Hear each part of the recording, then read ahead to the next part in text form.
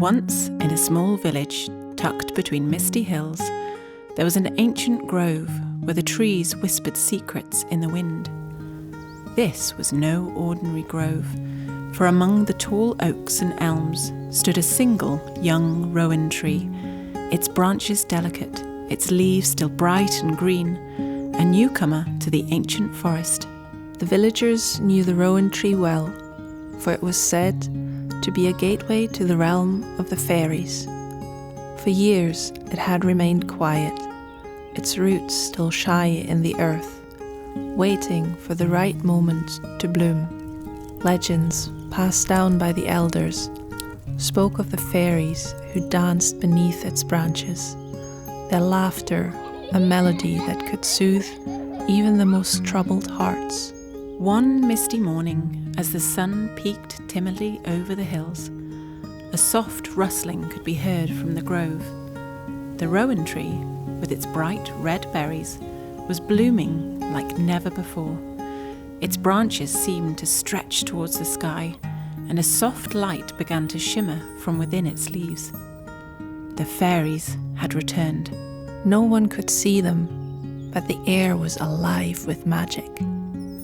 The villagers would hear the tinkling of bells and the soft thrum of wings in the evening, just beyond the tree's shade. Those with kind hearts and pure intentions would feel a warm breeze on their faces when they wandered too close, as if the fairies were blessing them with their presence. It is said that the fairies chose that rowan tree to watch over the village, weaving protection and good fortune into the fabric of everyday life. Children who would play beneath its branches would find their spirits lifted, and lost travellers who sought shelter would always find a path home. One such traveller was a weary knight who had ventured through the forest seeking wisdom. He had heard of the magic of the rowan and came desperate for answers. As he stood before the tree, a soft voice called him from the breeze. "To find what you seek, you must first give," the voice whispered.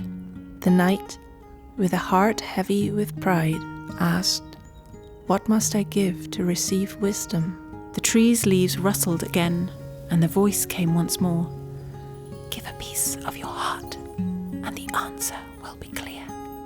The knight, confused but trusting, placed a small golden locket beneath the rowan tree. As soon as his fingers touched the earth, a soft light enveloped him.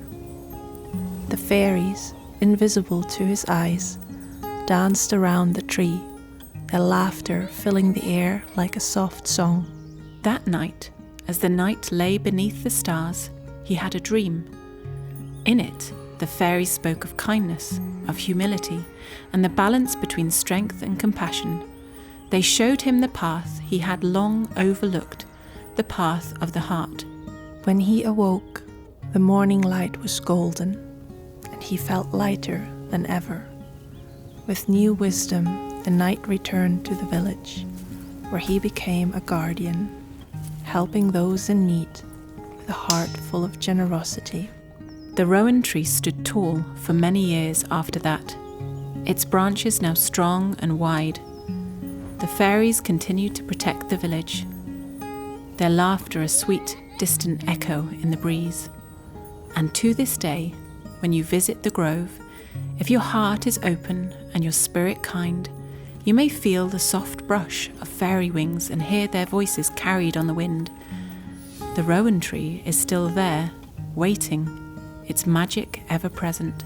And so the folk say, whenever the rowan blooms, the fairies dance, watching over the land, just as they did long ago.